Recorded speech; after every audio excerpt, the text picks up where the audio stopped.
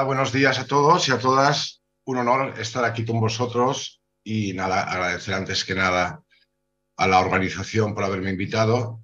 Efectivamente, me dedico al estudio de los imaginarios del futuro, así que formar parte del listado de invitados de un congreso que se llama Congreso Futuro es perfecto para mí, ¿no?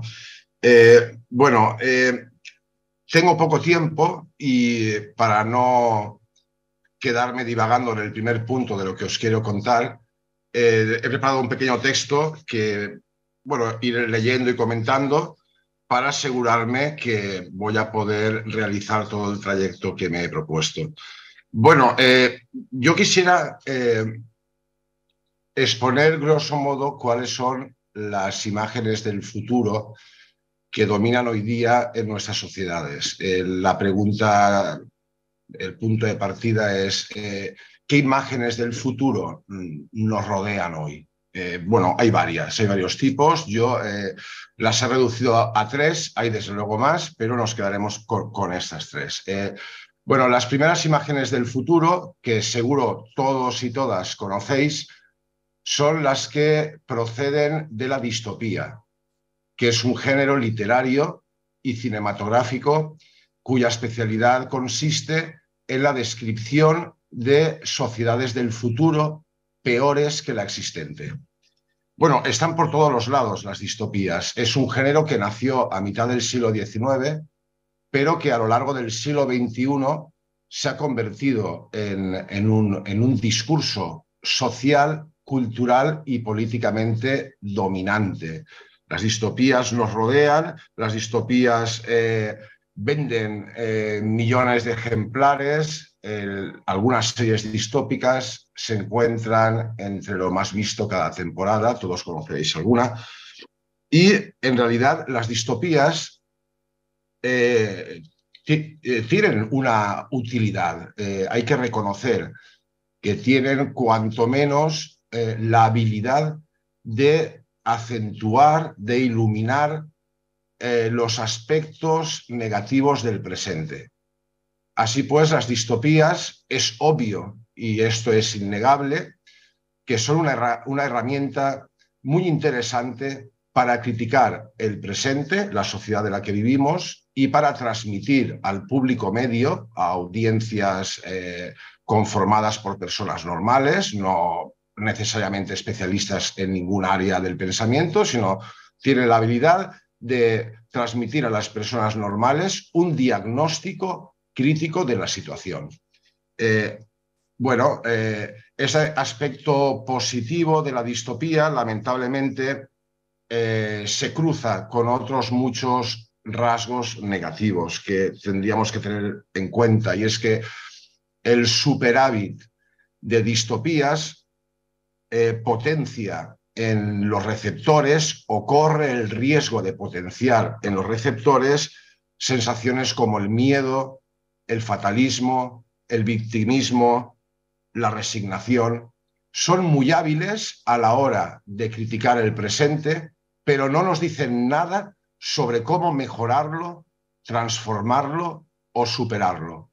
No ofrecen ninguna propuesta, no ofrecen ninguna medida de solución. Y ese es un hándicap muy importante, porque en tanto que vivimos en una época simbólicamente dominada por los imaginarios distópicos, nos encontramos paralelamente con una imaginación social que queda atrapada por la incapacidad de proponer alternativas propositivas a lo que hay. Una imaginación social que se dedica a denunciar, que se dedica a quejarse, que se dedica a subrayar lo mal que va todo, pero que se muestra inepta a la hora de concebir un espacio de mejora o de concebir medidas que nos ayudaran a solucionar los problemas que sin duda están ahí.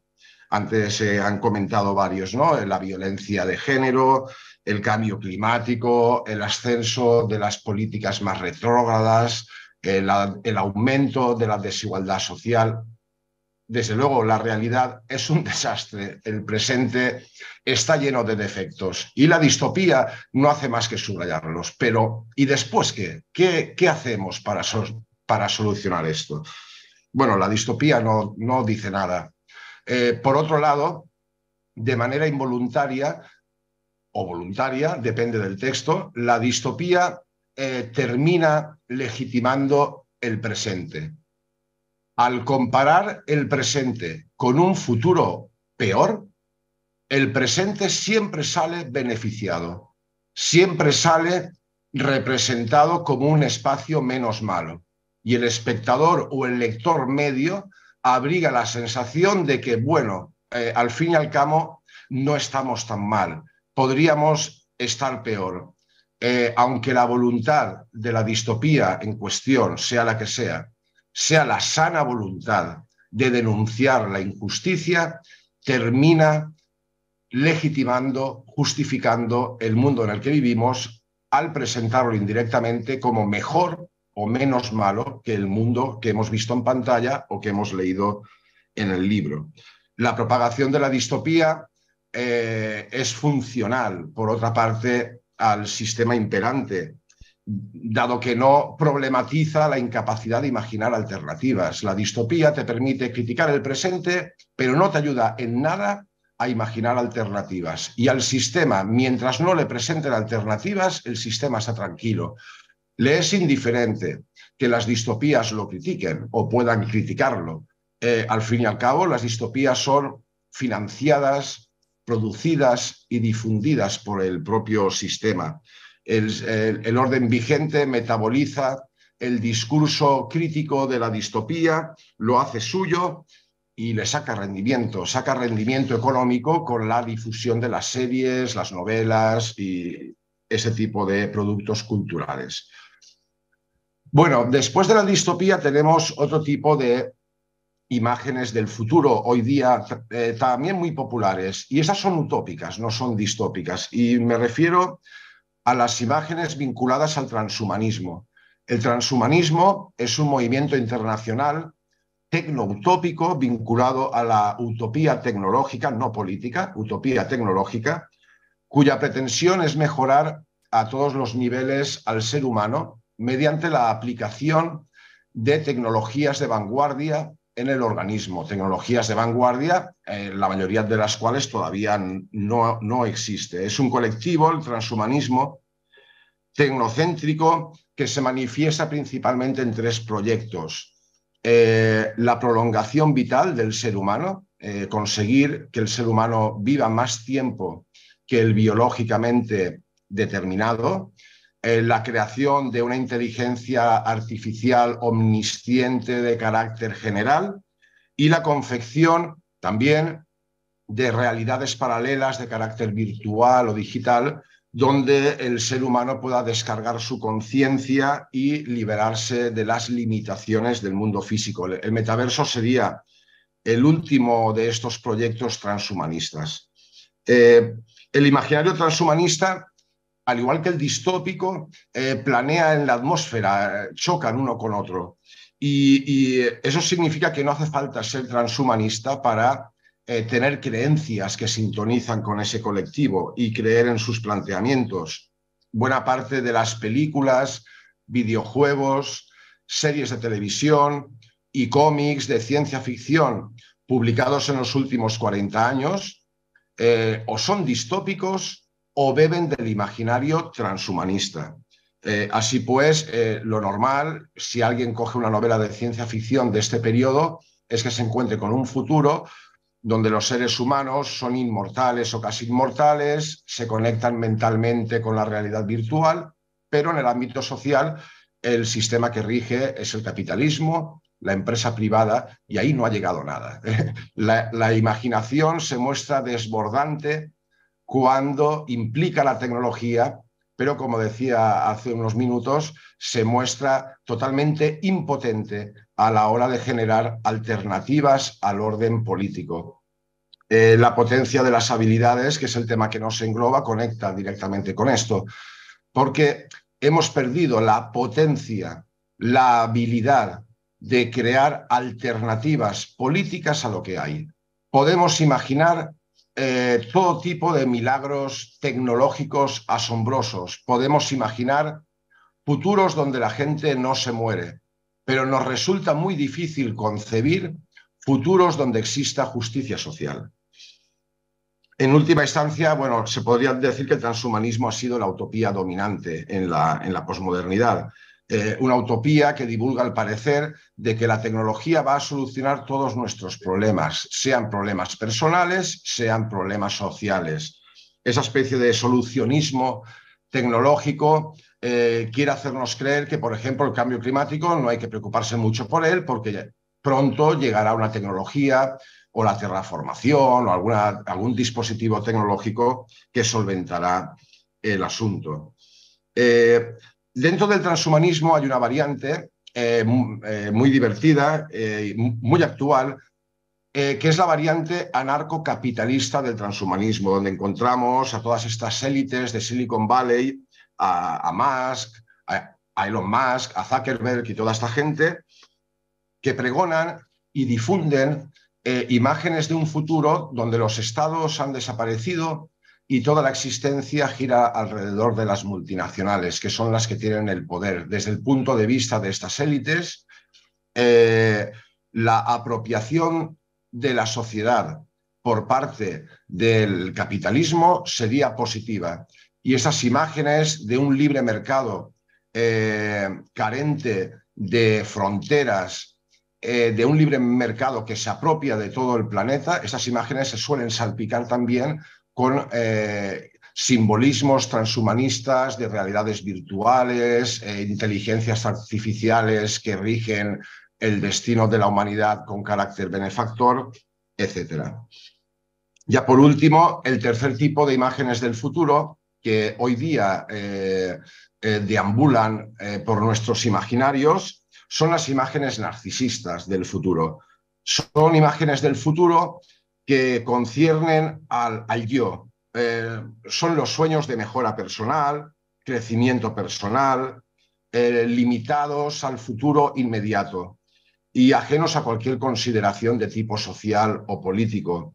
En este ámbito, bueno, hacen su agosto la psicología positiva y todo tipo de pseudociencias que articulan un discurso populista articulado alrededor del dogma, si tú quieres, puedes. La sensación que dan estas imágenes es que puesto que los individuos ya no nos vemos capaces de transformar y de mejorar la sociedad, nos dedicamos a mejorarnos a nosotros mismos con la relajación diaria, gestionando las emociones, ingiriendo los alimentos adecuados, etc. Bueno, tenemos, por tanto, las imágenes distópicas del futuro, las transhumanistas y las narcisistas. ¿Qué se echan falta aquí? Bueno, obviamente, si nos comparamos con los 2-3 siglos anteriores, lo que se echan falta en este escenario que he planteado son las imágenes del futuro relativas a un futuro social y político y económicamente mejor que el presente. Se echan en falta imágenes utópicas de carácter social que muestren civilizaciones del porvenir donde toda la gente goza de prosperidad, goza de avances, etc. Esas utopías sociales quedaron neutralizadas en los 80 con la caída del muro de Berlín y con la propagación del dogma no hay alternativa. Desde entonces, la imaginación política ha estado dando vueltas alrededor de cómo es posible forjar alternativas a lo que hay. Y cuando lo intenta, se queda en blanco. ¿Por qué son importantes, desde mi punto de vista, estas imágenes utópicas de carácter social? ¿Por qué las necesitamos? Bueno, voy a enumerar varias razones y termino. La primera razón es que las necesitamos para desafiar a lo que hay, para desafiar realmente a los poderes existentes no solo debemos contar con buenas críticas a los mismos, ya tenemos muchas, por cierto, necesitamos contar con alternativas. Usted lo hace mal, nosotros creemos que se podría hacer mejor de esta forma. Necesitamos propuestas, no solo denunciar, sino además proponer alternativas. Son necesarias también las imágenes utópicas del futuro de carácter social para neutralizar la moda distópica de esta crítica sin soluciones, para quitarnos de encima el miedo y el fatalismo que nos paralizan y que nos hacen sentir insignificantes, y las necesitamos para restaurar la confianza en nosotros mismos y la esperanza social y la perspectiva de que el futuro está siempre por escribir y que somos nosotros los que escribimos el futuro. La utopía social nos ayudaría, nos enseñaría que el porvenir no tiene por qué ser peor que el presente, que todavía no somos un caso perdido del todo y que estamos a tiempo de poner las bases de un futuro más libre, más democrático, más equitativo, más ecológico. En tercer lugar, necesitamos las imágenes de futuros utópicos a nivel social para controvertir el solucionismo tecnológico del que hablaba hace un momento. Es verdad que la tecnología es un factor fundamental, desde luego, no hay que caer tampoco en la trampa distópica de considerar que la tecnología es casi necesariamente que un elemento de sometimiento, en absoluto. La tecnología en sí misma no es, en la mayoría de los casos, ni esclavizadora ni emancipadora. Depende del contexto social en el que se desarrolla y depende de los usos políticos a los que se somete. La tecnología es muy importante, pero la utopía social nos recordaría que la clave para solventar los problemas ecosociales a los que nos enfrentamos es la acción social y política, es la capacidad de la ciudadanía para movilizarse, para organizarse y para reivindicar un mundo más justo. Y por último, la utopía social, necesitamos recuperarla para rivalizar con las utopías político-tecnológicas de las élites que os he comentado, para contrarrestar esas utopías que las élites están persiguiendo, invirtiendo mucho dinero para contrarrestar esas utopías de las élites con utopías sociales mejores que la suya, no con distopías. Obviamente, y ya estoy finalizando, no se trata de ponernos a imaginar todos de repente futuros color de rosa, donde todo es perfecto y donde toda la gente es feliz. Hace ya tiempo que la utopía no tiene nada que ver con eso, y no solo no tiene nada que ver con eso, sino que lo rechaza frontalmente. ¿Qué es la utopía social hoy? Bueno, la utopía social hoy no aspira a la perfección, ni aspira a la armonía absoluta. No. La utopía hoy simplemente se contenta con trazar escenarios de futuro en los que se gestionan las cosas de una forma razonablemente mejor de lo que lo hacemos nosotros. Son escenarios posibles y transformadores, liberados de la lógica del beneficio. Sería ingenuo pensar que si de repente aparecieran novelas y series y películas de carácter utópico que mostraran futuros mejores, la sociedad iba a mejorar automáticamente.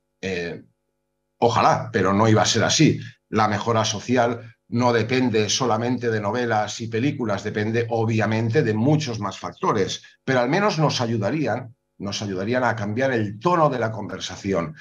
Ese tono tediosamente catastrofista y fatalista en el que nos hemos instalado. Lograríamos cambiar este tono y ya sería mucho con eso.